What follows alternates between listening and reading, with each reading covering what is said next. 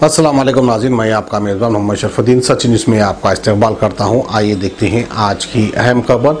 Delhi north east Mustafabad जहां पर एक ईदगाह है, वहां से एक ख़ास खबर हम आपको बता रहे हैं क्योंकि हमारे नुमाइंदे सूफियान वहां पर मौजूद है और उन्होंने जाकर वहां पर मजलूम आवाम से बातचीत की। मुस्तफ़ाबाद ईदगाह में दिल्ली हुकूमत की जानिब से एक डिटेंशन कैंप लगाया गया जिसमें बेबस लाचार मजबूर लोग हैं और जिसके हाथ कट गए, जिसके पैर कट गए और जिनके बच्चे इस फसादात में मारे गए, उन सभी को लाकर वहां पर रखा गया और उनका इलाज भी कर रहे हैं।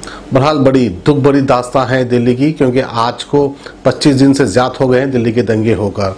बहरहाल अब देखना है कि केजरीवाल हुकूमत किस तरह से इनकी मदद करती है। दंगे कराने वाले तो दंगे कराकर खुश हो गए क्योंकि उनका जो मकसद था वो पूरा हो गया, लेकिन बेबस मजलूम लाचार लोग जिनके घर उजड़ गए वो किस हालत में हैं, आज हम आपको उनका सामना कराते हैं। आप ये न्यूज़ देखिए और इनके हक में दुआ भी कीजिए। तो आइए खास खबर हम आपको दिखाते हैं।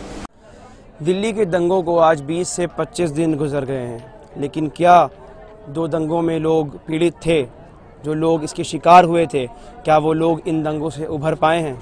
आज हम यही जानने के लिए दिल्ली में जो नॉर्थ ईस्ट इलाके में मुस्तफ़ाबाद में ईदगाह में दिल्ली गवर्नमेंट के द्वारा एक जो रिलीफ कैंप चल रहा है, हम वहाँ पर आ पहुँचे हैं। लोगों से बात करेंगे, लोग किस किस तरह से लोगों ने अपनों को खोया, लोगों ने अपने सामान, जो लोगों के घर में लूटपाट हुई, किस तरह से किस किस चीज़ों से वो लोग गुजरे हैं। आइए हम उनसे जानने की कोशिश करते हैं। सर, आप अपना नाम बताना चाहेंगे? निज़ामुद्दीन साहब, आपके साथ क्या हुआ था, आप कुछ बताना चाहेंगे? गांव से आया था 27 तारीख में, तो रास्ते में मेरे घेर लिया है। एक थे, मैं था, एक मेरा भाई था। दोनों लोगों को जब घर पे जाने को रास्ता में जग गए थे, बुलेट गाड़ी थी मेरे पास, वो वहाँ पे खड़ी कर दी गली में। घर पे पैदले पैदले गया तो वहाँ गली में पहुँच नहीं पाया अपने। किसी ने कहा है कि तू वापसी हो जा, हमारी गली मोहल्ले वाले ने कहा। वहीं से मैं वापसी हो गया। वहाँ से आके गाड़ी तो आया, तो बीच रास्ते में जब तक गाड़ी पहुँच नहीं पाया तब तक घेर लिया, वहीं मारने लगे। वहाँ पे बोला कुछ नहीं कि मेरे से कि कहाँ है या नहीं है। हेलमेट लगा रखा था उन्होंने, हमने पहचान नहीं पाया। वहीं दोनों भाई गिर गए नाली में, कीचड़ में सारे सन गए थे। तो वहाँ से फिर मैं आया। किस जगह ये सब हुआ था? शिव विहार में जी। तो आपके साथ आपके भाई थे, तो आपके भाई के साथ बताना चाहेंगे क्या हुआ? भाई के साथ मारा उनको भी, उनको तलवार ज़्यादा लग गई थी ना, तलवार से मारा जी। और इस बार हो चुके भाई की डेथ हो गई आपके।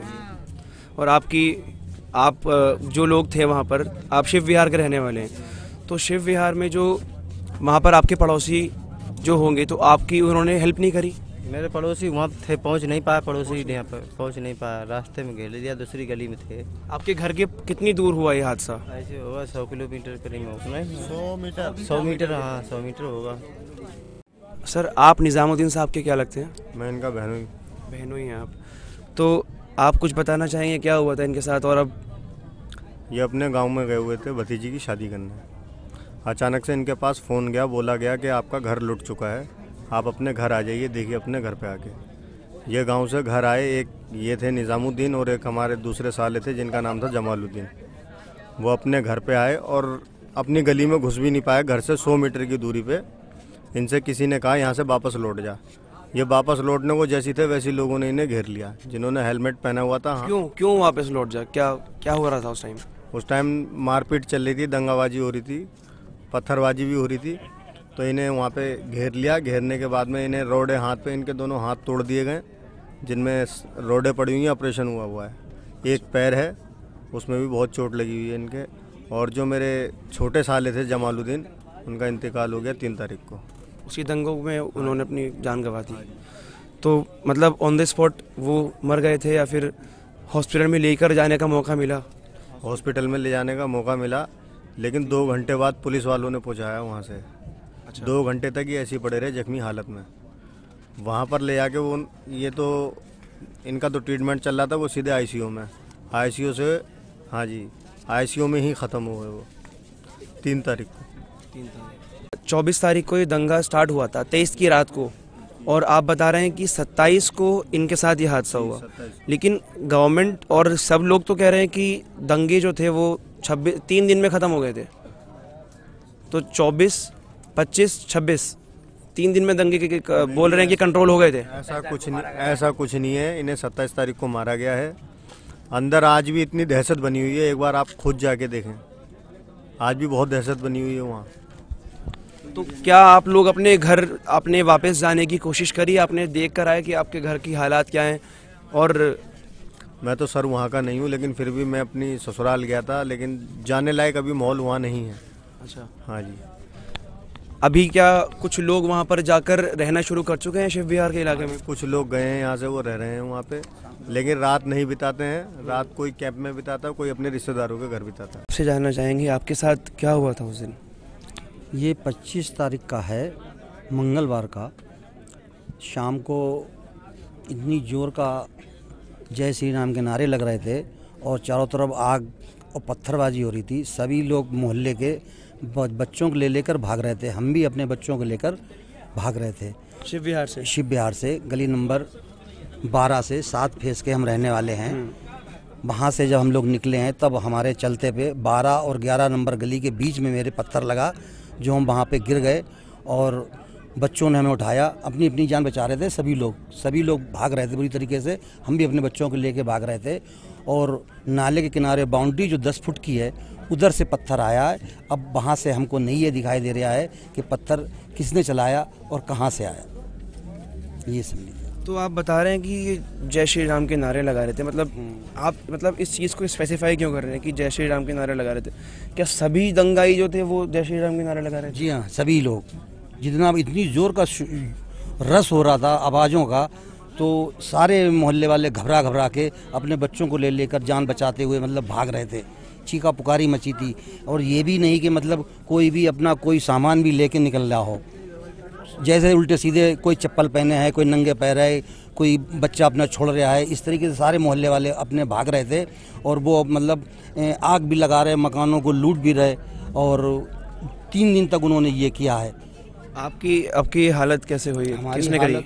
हालत हमारी हुई भगदड़बाजी में। जब सारा रस भाग रहा है, हम भी भाग रहे हैं, तो उसमें ही पत्थर लगा और गिर गए थे, तो उसमें हमारे ये हुआ है। आपके पैर फ्रैक्चर हो गया? जी हाँ, जो भी है आपके सामने है जी। और हम हार्ट पेशेंट भी हैं, हमारा हार्ट 75% खराब है, इसलिए हमें ज़्यादा परेशानी एकदम हो जाती है, समझे। तो ऐसा है कि आप शिव विहार में रहते थे, तो शिव विहार में आप कैसी आबादी रहती थी? सिर्फ मुस्लिम रहते थे या हिंदू आपके साथ रहते थे? हमारे बराबर में ऐसा कोई नहीं था हिंदुओं का घर। हमारे 2 गली के पीछे 1-2 घर हैं, लेकिन वो सभी सेफ हैं। और जो हमारे मुसलमानी भाइयों के जो घर हैं हिंदुओं के बीच में, उनके घर सबके जला दिए उन्होंने और उनके सेफ बचे हैं। हमारी 3 मस्जिदें शहीद कर दी उन्होंने। शिव विहार के अंदर 2 मस्जिद हैं, औलिया मस्जिद, मदीना मस्जिद, इन दोनों को शहीद कर दिए। सिलेंडर डाले उसके अंदर, उड़ा दिए उनको। जैसा लगता है जैसे कि उसके अंदर कोई भारी चीज़ और भी संग में डाली हो। जो सारी मस्जिदें हमारी तहस नहस हो गई। और एक मस्जिद तो लाल बाग की तरफ है, वो 3 मिला के होती हैं इधर हमारे क्षेत्र की मस्जिदें। तीनों मस्जिदें शहीद कर दी। तैयबा मस्जिद? जी हाँ, तैयब मस्जिद है ना, ये 3 मस्जिद हमारे शिव विहार की उन्होंने कर दी हैं। और सारे दंगाई लोग जो थे यही नारा लगा रहे थे जय श्री राम का, और सब लोग को अपनी जान बचाना भारू पड़ रही थी। और अगर वो मोहल्ले के होंगे भी तो वो हेलमेट और वो लगाए हुए हैं, ताकि हम लोग नहीं पहचान पा रहे कि कौन थे। मतलब आपको ये लगता है कि वो लोग आपके मोहल्ले से भी हो सकते हैं? देखिए, ये ज़रूरी ऐसा हो सकता है, क्योंकि हमें आप एक बात ये बताइए कि हमारे 4 भाइयों के घर हैं। नया आदमी जो आएगा उसको थोड़ा ना मालूम है कि ये हिंदू का मकान है या हिंदू मुसलमान का मकान है। उसको बताया जाएगा जब तो वो ऐसा करेगा। आखिर अच्छा। मुसलमानों की ही मकान क्यों जलाए गए, हिंदुओं के मकान क्यों नहीं जलाए गए? या हमारे मज़हब ने जोड़ना सिखाया, तोड़ना नहीं सिखाया? हम लोगों ने कोई भी मंदिर किसी ने भी कहीं पे भी पूरी दिल्ली क्षेत्र के अंदर नहीं छुआ, किसी ने भी मंदिर। सब ने हमारा जो है मतलब मस्जिदों को नुकसान किया। हमारे मज़हब ने सिखाया है इस्लाम को जोड़ना तोड़ना नहीं, इन्होंने तोड़ा है, हम लोगों ने नहीं तोड़ा, ये समझ लीजिए। ना ही हमारे किसी भाई ने भी किसी मंदिर को भी नुकसान दिया है, सब ने इन लोगों ने मस्जिदों का ही नुकसान किया है। अच्छा, कई लोगों में ये भी सुनने में आ रहा है कि जहाँ पर हिंदू लोग कम रहते थे आबादी में, वहाँ पर मुसलमानों ने उनको अपने घरों में पनाह दी है, और जहाँ पर मुस्लिम कम रहते थे वहाँ पर हिंदुओं ने अपने घरों में और मंदिरों में अपने पड़ोसियों को, दूसरे मज़ाहिब के लोगों को पनाह दी है, उनको बचाया भी है। आपने कहीं ऐसा देखा या फिर आपके एरिया में जहाँ पर ये दंगे हुए आपको सिर्फ तबाही मिली? देखिए, हमारे शिब्यार में सिर्फ तबाही हुई है। हमारे यहाँ ऐसा कोई मंजर नहीं आया जो कोई भी गैर मुस्लिम से ऐसी बात आई हो। पूरे शिब्यार के अंदर अभी तक ऐसा कुछ नहीं हुआ। ये सारी मतलब बात को बनाने के लिए कर रही हैं। इतने 3 दिन तक सारा मंजर जो हुआ है, कोई भी मीडिया शिब्यार के अंदर नहीं आई है। वो बिहार में नहीं हुआ, लेकिन दूसरे एरिया में हुआ है। एरिया का हम भाई साहब कैसे बता सकते हैं? गलत सलत बोलना भी तो गलत है। शुरू हो गया दिन 12 बजे के बाद। अब रात भर दंगा होता रहा, यानी हमारी गली में फिर 7 की में 21 में 24 तारीख को। एक मैं बात ये बताना चाहूँगा कि दंगा वो होता है जब 2 गुटों की लड़ाई होती है। नहीं, एक तरफा था। तो इसको आप दंगा ना कहकर, मतलब एक तरफ से जो होता है वो तबाही होती है सिर्फ, एक उसको प्रोग्राम बोलते हैं। वो हमला था। क्या वो दंगा था या हमला था? इसके बारे में आप क्या कहना? नहीं, हमला ही मान लो। जब एक तरफ आया, हम अपने घरों में बैठे हैं। तो मतलब ये पूरी रात चलता रहा? पूरी रात 25 तारीख को 72 घंटे चला। 25 तारीख को शाम 5:30 बजे हमारे साले के घर में आग लगाई। आपके साले के? हमारे साले के घर में। उनका घर है मकान नंबर 339 फेज 7 गली नंबर 21 कोने पे, मेन रोड पे था, 25 फुटे पे। उनके घर में आग लगाई, और जिसमें 9 बाइक थी। 9 बाइक थी। गाड़ियों को निकाल के आग लगा दी। अच्छा। नीचे आग लगा दी मकान में। सब जल गया? हाँ, सब जल गया। जलने से पहले हमारा लड़का उनके बच्चों को लेकर हमारे घर आ गया 2 बजे। 5:30 बजे आग लगाई। आपका घर कहाँ था? वहीं फेज 7 में गली नंबर 21 में। वहाँ सेफ थे आप? हम सेफ थे उस वक्त। जब वो बच्चे आ गए तब लड़के ने कहा हमारे साले के ने कि फूफा हमारे घर में आग लगा दी, तो तुम एक काम करो, जान बचा के कूदो छत पे कूद के तुम निकलो वहाँ से। अच्छा। तो 3 लड़के छत पे से कूद गए, 3 मंजिल पे से कूद गए। 3 मंजिल से कूद गए? 4 मंजिल का मकान था साले का, ऊपर से कूदे 3 मंजिल पे, एक 2 ऐसे करके जान बचा के भागे। 1 मंजिल का चली वहाँ, जान दिख रही नीचे आग लग रही है तो कहाँ जाएंगे। उसके बाद में फिर हमारे घर में आ गए वो सब बच्चे। अब जब जैसी रात बढ़ी है, कभी इधर सिलेंडर फट गया तो हमारी दीवार हिलती थी, गेट चरचर करते थे। नई अभी मकान बनाया हमने 3 मंजिल, पिलर पड़े हुए, पिलर न होते तो साथ गिर भी जाता। रात के वो 5:30 बजे से हमने कम से कम 100 नंबर पर कॉल करी। 100 नंबर पे कॉल करी। कॉल डिटेल मेरे फ़ोन में, छोटा फ़ोन है, उसमें मैसेज खाली नंबर टाइम आता क्या बजे का है, कोई नहीं। हाँ जवाब आया, हम आ रहे हैं, हाँ हम आ रहे हैं, पर कोई पुलिस वाला नहीं आया। आपको पुलिस की तरफ से कोई हेल्प नहीं मिली? आया ही नहीं। रात को फिर किसी ने, अल्लाह ने अपनी रहमत से किसी को दिमाग में डाली, उसने फोर्स भेजा। हाँ, BSF के जवान थे। अच्छा। हाँ, उन्होंने आगे 30-35 आदमी थे। जिस वक्त हमको निकाला है उस वक्त 500 आदमी। किस दिन निकाला गया आपको? 25 तारीख की रात को 3 बजे। मतलब 25 तारीख की रात को 24 को दंगे स्टार्ट हुए। हाँ जी। 2 दिन तक आपको ऐसे ही उस चीज से जूझना पड़ा। उसके बाद आपको 25 की रात को निकाला गया 3 बजे, आधी रात को। 26 हो गई, 26 लग गई थी। 26 लग गई थी। 26 रात को 3 बजे करीब हमें निकाला। करीब 30-35 फोर्स वाले थे। उन्होंने 500 आदमी दंगाइयों को जौहरी पुलिया पर शमशान घाट के सामने उन्होंने गन लेकर रोक रखा। दंगाइयों को क्या, अगर किसी ने पत्थर मारा तो एक तरफ से भूंजे जाओगे। हमसे की कहा, अच्छा आप ऐसा हड़बड़ा के मत आराम से आओ। अच्छा। हम कुछ गाड़ी में बैठ गए, कुछ पैदल थे। करीब हम 250-300 आदमी थे उस वक्त जब हम निकल के आए। फिर भी हमारे साइड में गन वाले चलते रहे। अच्छा, उन्होंने ला के हमें चमन पार्क में छोड़ दिया। चमन पार्क ये किधर है? ये शिब्यार से जौहरीपुर के पास ही है बिल्कुल। उन्होंने हमें रात को वहीं रखा। आते ही उन्हें जैसे भूख प्यास के साथ ही पानी पिलाया, खाना भी दिया। सुबह जब 6 बजे बोले कि भाई ऐसा है, जिस किसी के रिश्तेदार हों जो जाना चाहे वो जा सकता है, नहीं है कोई सहारा नहीं है तो वो आप रहो। तो हमने कहा मेरे भाई ऐसा हमारे रिश्तेदार रहते हैं, हम अपने यहाँ रिश्तेदारों में जाना चाहते हैं। तो वो चमन पार्क से 6-7 आदमी हमारे साथ आए। उन्होंने आगे हमें यहाँ मुस्तफाबाद में छोड़ा। मुस्तफाबाद में अब यहाँ पर आप ईदगाह में रह रहे हैं। हाँ। यहाँ पर कब से रह रहे हैं आप लोग?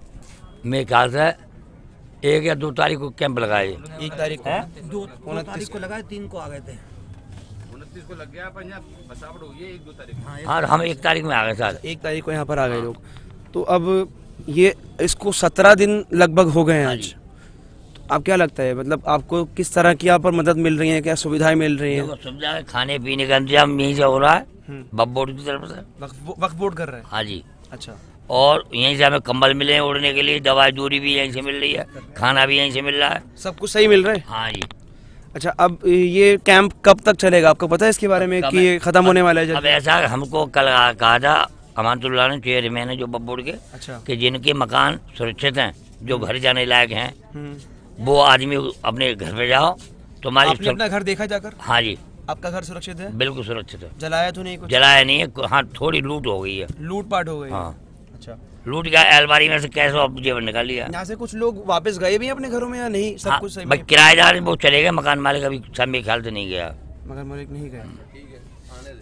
ठीक है भाई, आप कुछ बताना चाहेंगे इस बारे में कि लोग ये कह रहे हैं यहाँ पर कि 25 तारीख की रात को शिव विहार के लोगों को रेस्क्यू कर लिया गया था। वहाँ पर आर्मी के लोग, बीएसएफ के लोग कुछ गए थे और उनको बचाकर ले आए थे।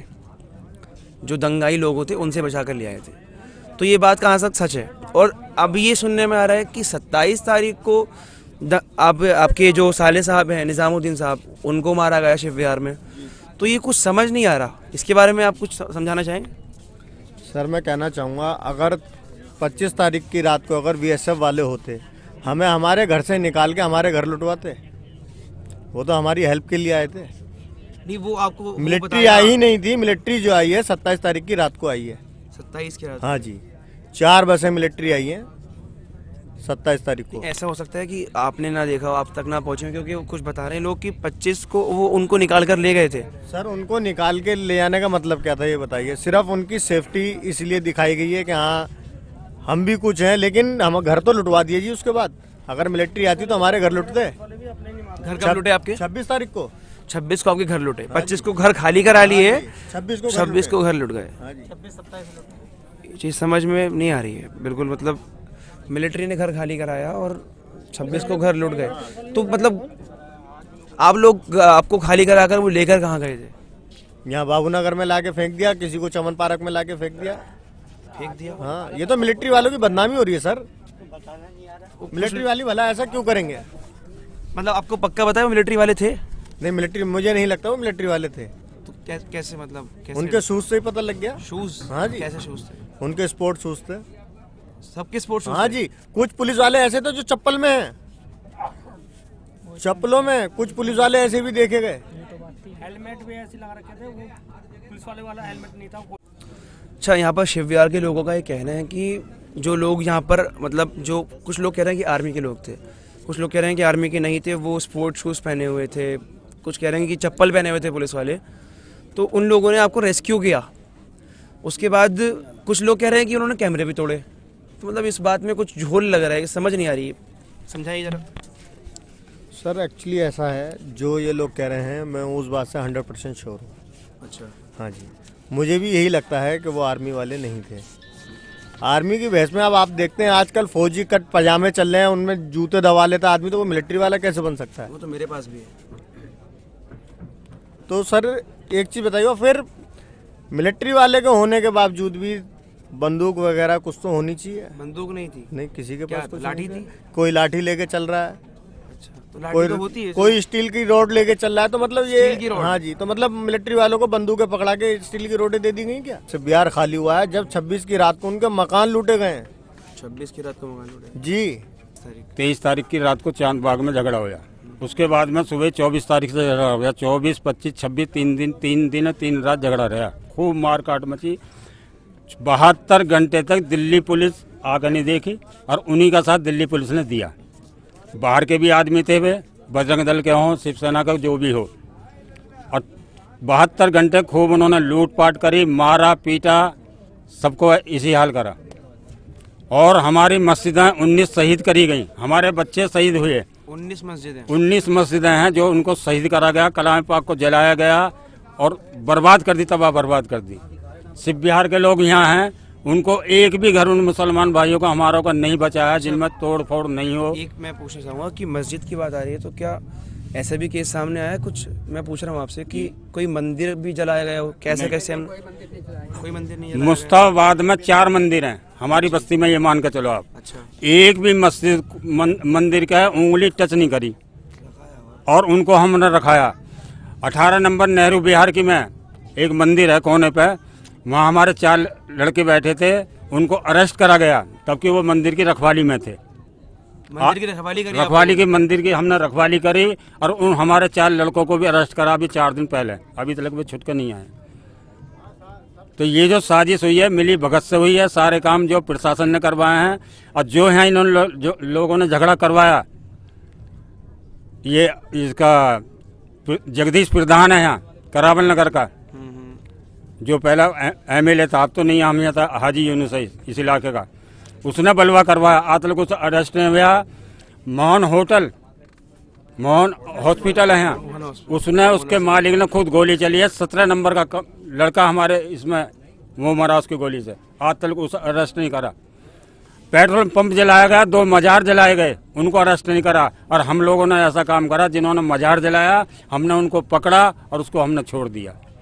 आपने पुलिस को नहीं दिया उसको पकड़ कर? नहीं, पुलिस को बाद में दिया। पुलिस को दिया आपने? पुलिस को बाद में दे दिया। आपने मारा पीटा तो नहीं? मारा नहीं पीटा नहीं, अब पुलिस को बुला कर हमने उसको अरेस्ट करवा दिया। तो जिन लोगों ने दंगा करा आज तक भी वो अरेस्ट नहीं है और उनको जो सिक्योरिटी और मिल गई है। मतलब उसको छोड़ दिया पुलिस ने जी, जिसको आपने पकड़वाया था? छोड़ा ना छोड़ा तो उन्हें क्या पता, हमने तो जो पुलिस वालों अपना पकड़ कर उसका जो गलत माफी मांग ली उसने, हम वो पुलिस ले गई पकड़ कर, वो जाना उनका काम, जाना छोड़ा नहीं। अब हम यहाँ मुस्तफाबाद में जो मेडिकल कैंप लगे हुए हैं, लोगों की सहायता कर रहे हैं, जो लोग पीड़ित हुए थे उनके पास आए गए हैं, उनसे बात करने की कोशिश करेंगे। मैम आप क्या आप लोग से बात कर सकते हैं? आपका ज़्यादा टाइम नहीं लेंगे हम लोग। आप लोग यहाँ पर ये मेडिकल जो एड दे रहे हैं आप लोगों को, क्या आप अपने आप लगे हुए हैं इंडिपेंडेंटली या फिर किसी ऑर्गेनाइजेशन या फिर कोई डॉक्टर ऑर्गेनाइजेशन या सरकार की तरफ से लगे हुए हैं? नहीं, सरकार की तरफ से नहीं है, ये हमारी दुआ एक वो है NGO जो सारे डॉक्टर्स की मिलकर के है। और फर्स्ट डे हमने अपने पास से ही ये सारा अरेंजमेंट करके स्टार्ट किया, लेकिन उसके बाद थोड़ी वो इधर से JNU से, जामिया से, शाहीन बाग से, कुछ वक्फ बोर्ड से, इनसे थोड़ा हेल्प मिल रही है। जो रिक्वायरमेंट होती है मेडिसिन की वो लिस्ट बना के दे देते, वो शाम को अवेलेबल करा देते। Are you a doctor yourself? या आई एम आल्सो। आप लोग यहाँ पर कब से लगे हुए हैं? 27 से। 27 फरवरी से लगे हुए हैं आप लोग। आप मतलब कब तक आप लगे रहेंगे यहाँ पर? कुछ बिहार चांदबाग और जो लोग वहाँ से इस तरह से परेशान होकर के यहाँ पे आए हुए कैंप में, उन लोगों की हेल्प की वजह से हम यहाँ पे लगे हुए, और जब तक ये लोग अपने घर पर वापस जाएंगे तब तक हम लोगों का ऐसे ही चलता रहेगा। अच्छा, किस तरह की आप एड दे रहे हैं लोगों को यहाँ पर? सिर्फ मेडिसिन दे रहे हैं या फिर उनका प्रॉपर चेकअप करके जो लोग इंजर्ड हैं उनका भी कुछ इंतजाम है? स्टार्टिंग में इंजर्ड भी पेशेंट्स काफ़ी आए, जो इस टाइप के थे, जो फ्रैक्चर वगैरह इस टाइप के थे, वो हमने रेफ़र कर दिए, और जो स्मॉल इंजरी वगैरह थी उनकी बैंडेजेस वगैरह यहीं से कर दी गई। लेकिन अब इंजरी के पेशेंट नहीं है, जनरल पेशेंट है, लूज मोशन है और सोर थ्रोट है, थ्रोट इन्फेक्शन वगैरह। मैं देख रहा हूँ यहाँ पर ऑक्सीजन सिलेंडर भी मौजूद है, तो वो किस लिए? क्या ऐसे लोग भी आते हैं यहाँ पर? एक डिलीवरी यहाँ पे इमरजेंसी में हुई थी, तो कभी कभी इस टाइप के, या एक डिलीवरी शुरू के स्टार्टिंग के टाइम में हुई थी, तो कभी कभी ऐसी ज़रूरत पड़ जाती है कि बच्चे को लगानी पड़ जाए, या लेडीज़ को, किसी को, या आस्थमेटिक पेशेंट जो आते हैं उनको तो इमरजेंसी में देनी पड़ती है, इसलिए ऑक्सीजन सिलेंडर, नेबुलाइजर वगैरह सब अवेलेबल है। अच्छा, ये पूछूंगा कि आप जो ये काम कर रहे हैं, क्या आपको इससे कुछ बेनिफिट हो रहा है? नो, हम ऑलरेडी अपना क्लिनिक चलाते हैं, लेकिन जो टाइम होता है 7 आवर्स की हम ड्यूटी यहाँ पर देते, और इससे हमें कोई वो नहीं है कि मतलब हमें कोई सैलरी या कोई इस टाइप का कुछ नहीं। तो ये कहा जा रहा है कि अल्लाह की रज़ा के लिए हम लोग कर रहे हैं, इंसानियत के नाते कर रहे हैं आप लोग। अच्छा, ये जो कैंप लगा हुआ है मुस्तफाबाद ईदगाह वाला, इसमें ये कहा जा रहा है कि दिल्ली सरकार इसमें सहायता कर रही है, तो क्या इस मेडिकल कैंप में कुछ सहायता मिली है सरकार से? नो, दिल्ली सरकार से हमें कोई, या किसी भी गवर्नमेंट से हमें कोई एडिड या कुछ भी हेल्प नहीं हुई है। हमारी जो कुछ NGOs हैं या जो बाहर से शाहीन बाग या इस टाइप से जो लोग हेल्प कर रहे हैं, बस वो है, बाकी गवर्नमेंट से कोई हेल्प नहीं है। Okay, thank you so much ma'am. Okay, welcome.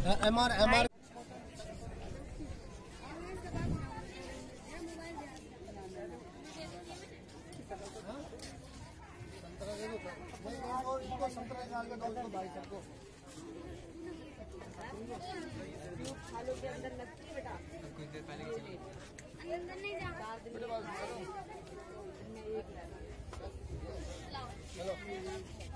ले और चाहिए भाई।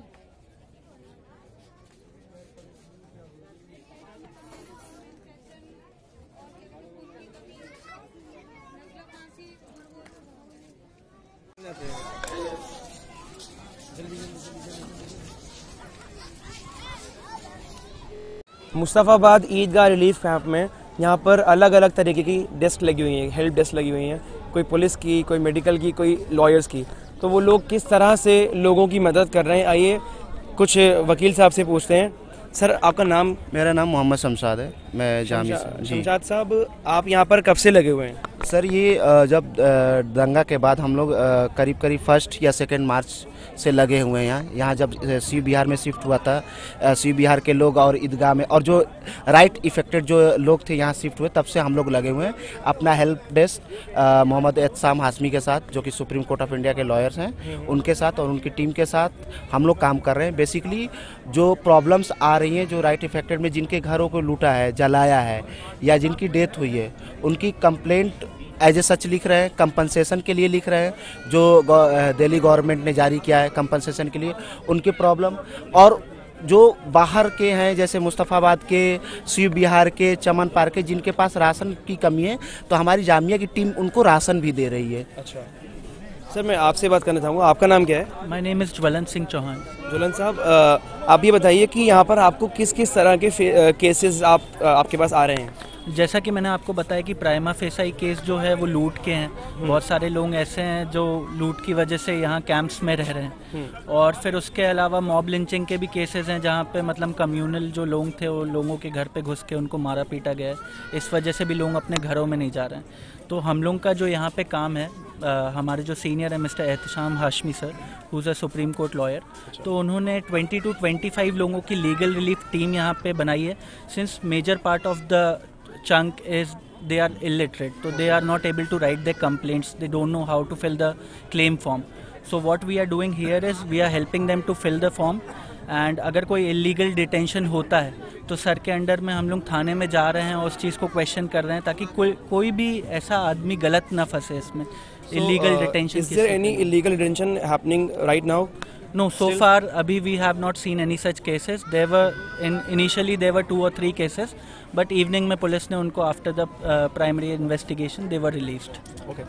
तो अभी जो ये कहा जा रहा था कि सरकार, दिल्ली सरकार इसमें कुछ हेल्प कर रही है इस कैंप में, तो क्या आप लोग भी दिल्ली सरकार के द्वारा यहाँ पर लगे हुए हैं या फिर इंडिपेंडेंटली या फिर किसी ऑर्गेनाइजेशन की तरफ से आप लोग यहाँ लगे हुए हैं? नहीं, हम लोग यहाँ पे अपने खुद के अकॉर्ड पे हैं। दिल्ली सरकार भी यहाँ बहुत बेहतरीन काम कर रही है। यहाँ पे दिल्ली का जो लीगल सर्विस अथॉरिटी है उन लोगों का भी कैंप लगा हुआ है।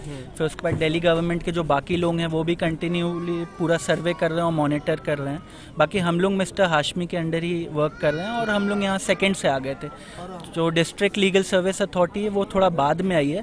तो इनिशियली ग्राउंड ज़ीरो पे सबसे पहले एहतशाम सर आए थे और उसके बाद उन्हीं के अकॉर्ड पे उन्होंने रिक्वेस्ट करके लीगल टीम बनाई और यहाँ पे हेल्प डेस्क पुलिस की भी उन्हीं ने लगवाई। अच्छा, पुलिस की और बाकी लोगों से भी टच में, इनफैक्ट जो लोगों को काउंसलिंग चाहिए, जैसे कुछ लोग ऐसा है कि राइट्स की वजह से बहुत घबराए हुए हैं, तो उनके लिए सर ने एक साइकोलॉजिस्ट की भी टीम बनाई है। 3-4 मेंबर्स हैं उसमें। अच्छा।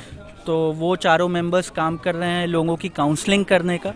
और ऐसे जो लोग हैं जिनको फ्लैशबैक्स आ रहे हैं या जो ट्रॉमेटाइज्ड हो गए इस इवेंट के दौरान, तो उनको भी सिर्फ फिजिकल हेल्प नहीं बल्कि एक साइकोलॉजिकल लेवल पे भी हेल्प सर पहुंचवा रहे हैं। सर आपने वो पूछा जो कि लीगल डिटेंशंस वाला है, तो सर मतलब यहाँ के जो डीसीपी थे भल्ला साहब ने भी ये मतलब ये चीज़ को बोला कि हम प्राइमरी इन्वेस्टिगेशन कर रहे हैं, बट सर वो मतलब कंटिन्यू बच्चे जो हैं जिनके ऊपर थोड़ा सा भी मतलब कि they belong to the students and other residential, उनको एज ए सच कि आप किस बेस पे डिटेन कर रहे हो। अब ये मुझे नहीं पता कि पॉलिटिकल प्रेशर है या कोई एक्सटर्नल प्रेशर है जिससे वो उठा रहे हैं। क्या नंबर बता पाएंगे आप कि कितने लोग अभी तक डिटेन या अरेस्ट हुए हैं? एग्जैक्ट फिगर तो नहीं है, बट ऐसा है कि इन्होंने करीब 1000 के ऊपर जो ऑल ओवर दिल्ली जो राइट इफेक्टेड एरिया थे जहाँ प्रोटेस्ट सीए और एनआरसी को लेकर चल रहे थे, जो कि चूँकि हमारी एक जामिया की जो कमेटी है आफ्टर राइट्स में इन्होंने हर तरीके से मदद करनी चाहिए।